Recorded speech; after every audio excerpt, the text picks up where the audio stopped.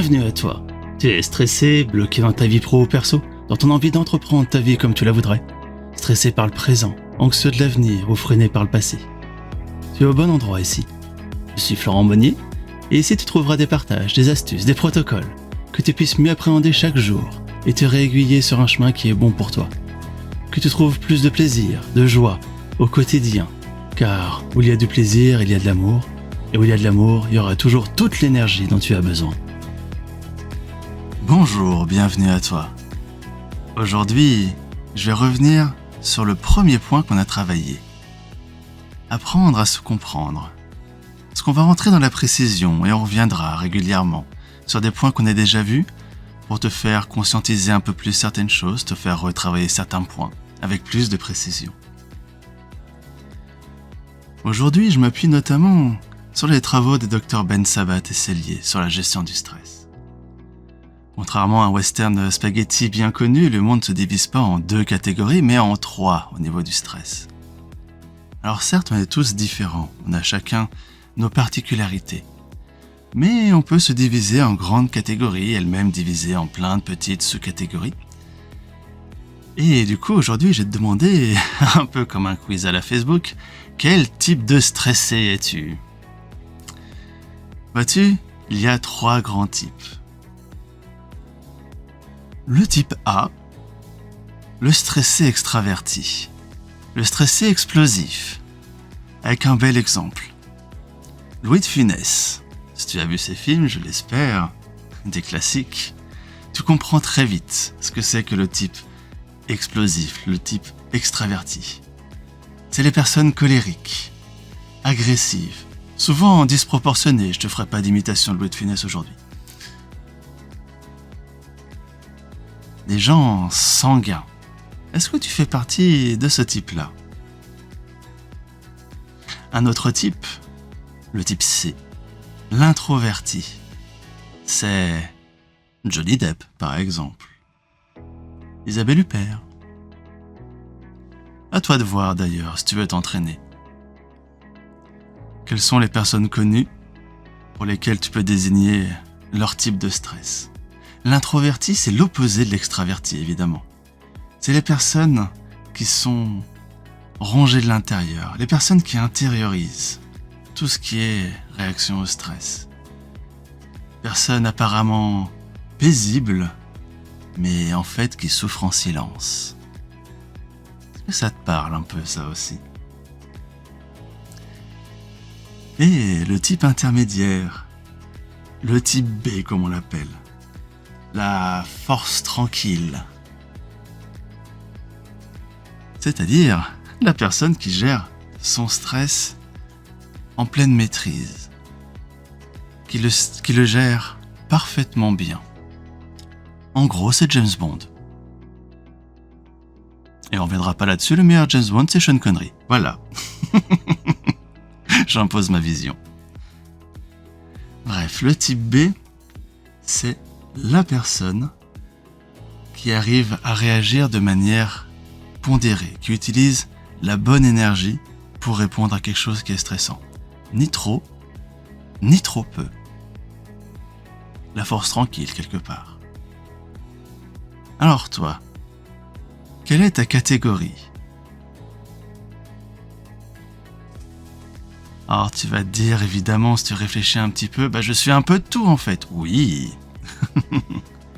Mais d'une manière générale, est-ce que tu es plus l'explosif, plus l'introverti, ou plutôt celui qui gère ?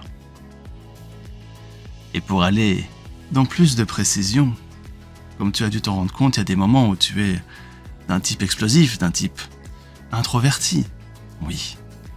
Alors à toi de noter justement, dans quelle situation tu es plus du côté explosif ? Dans quelle situation tu es plutôt introverti ? À titre perso, je suis de moins en moins, mais dans le côté relationnel, j'étais plutôt du côté introverti quand je discutais avec des gens. Maintenant, j'essaie d'être du type B le plus possible et j'y arrive de mieux en mieux. C'est pas parfait tous les jours, hein. Mais je suis aussi du type A dans certains domaines, notamment dans le domaine informatique. Quand je faisais des sites web, quand je codais des pages, des fois il arrivait que ce qui ressortait n'était pas du tout ce que j'avais codé. Ça me paraissait ubuesque, complètement injuste, et ça, dès qu'il y avait un côté injustice, ça tapait très fort chez moi et j'étais du côté colérique. J'ai beaucoup insulté mon ordinateur et connaissant de l'anglais, de l'allemand, de l'espagnol, de l'italien et un petit peu de japonais, je peux avoir un langage très fleuri. Et toi, du coup? Note dans quel domaine tu es plus d'un type ou de l'autre. Et bien sûr, fais-toi plaisir, note aussi et surtout les domaines où tu es du type B, celui qui gère, où tu deviens en quelque sorte James Bond. Faut pas voir que le négatif tout le temps. Et si je te dis ça, là on va aborder un point qui pique un peu plus. C'est qu'en fonction de tes réactions au stress, du type de stress, explosif, introverti, il se produit des résultats différents dans ton corps.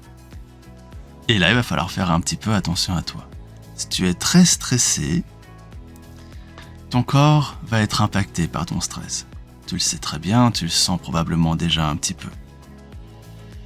Et si tu es de la dominante explosive, ton stress va impacter ton cœur, va impacter ton estomac. Louis de Funès est un très bon exemple d'ailleurs à ce sujet. Maladie de cœur, problème de cœur en tout genre, ulcère d'estomac. Voilà ce qui attend un stressé à dominante explosive, s'il ne prend pas soin de lui.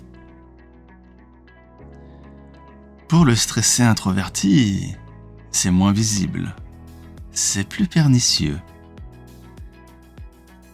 Et il faut vraiment faire attention de ce côté-là. Un stressé introverti qui a été ma dominante, on ne le voit pas, le stress, souvent. Et on ne voit pas les conséquences. Et les conséquences, ça peut être des problèmes de peau. Ça peut être gênant, des fois ça peut être léger. Mais aussi, on peut développer des cancers.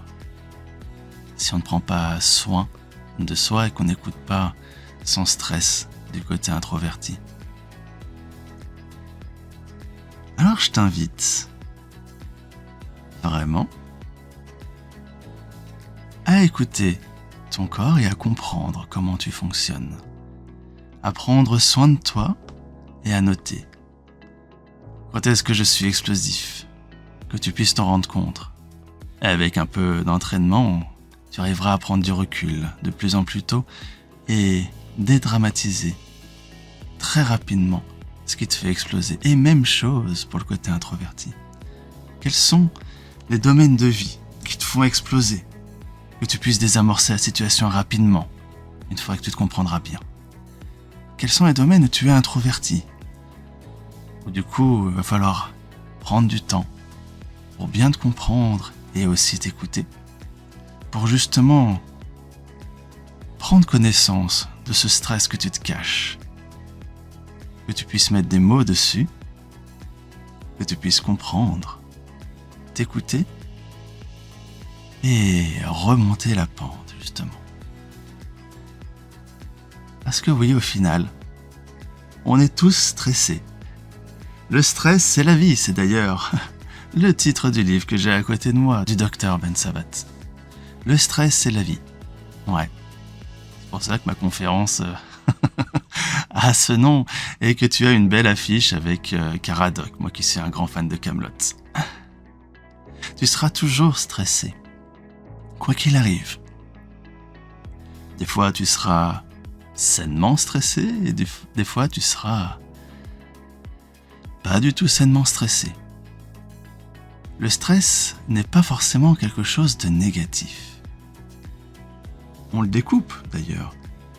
Toujours d'après ses chers professeurs, il y a le stress, E-U-S-T-R-E-2-S, le stress positif. Parce que le stress, c'est ta tension. Le stress positif, c'est ce qui t'emballe, c'est ce qui te donne l'énergie pour accomplir des choses. Tu as hâte d'enregistrer un podcast, de rencontrer une personne. Tu es joyeux, tu as envie, tu as de l'énergie. C'est du stress. C'est du bon stress. La bonne énergie pour faire la tâche. Et tu as le stress négatif. Le distress. Ouais, un peu comme la détresse en anglais. Celui qui te pourrit, justement. Celui qui te sape ton énergie.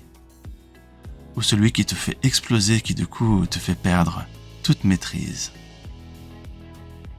Alors prends conscience des moments où tu es en stress positif et des moments où tu es en stress négatif.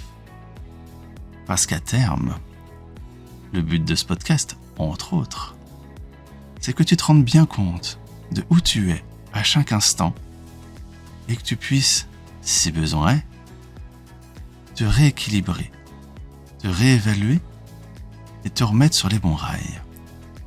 Quand tu sauras vraiment, quand tu arrives à la limite qui va te faire sortir de ta zone de maîtrise, point qui sera vraiment étudié dans un prochain podcast.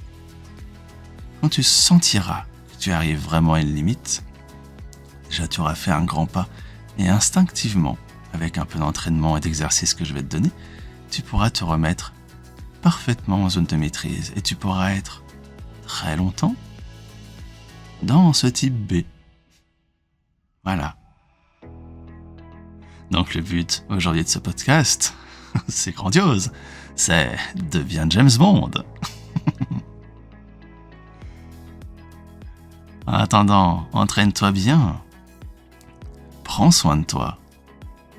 Si tu as envie de discuter du sujet, rebondir sur ce podcast ou un autre, envie de proposer des sujets, envie de partager des expériences que tu as vécues, n'hésite pas à me contacter. Tu peux passer par le site lavoixdumental.coach, m'envoyer un mail à contact@lavoixdumental.fr et je vais rajouter une petite citation.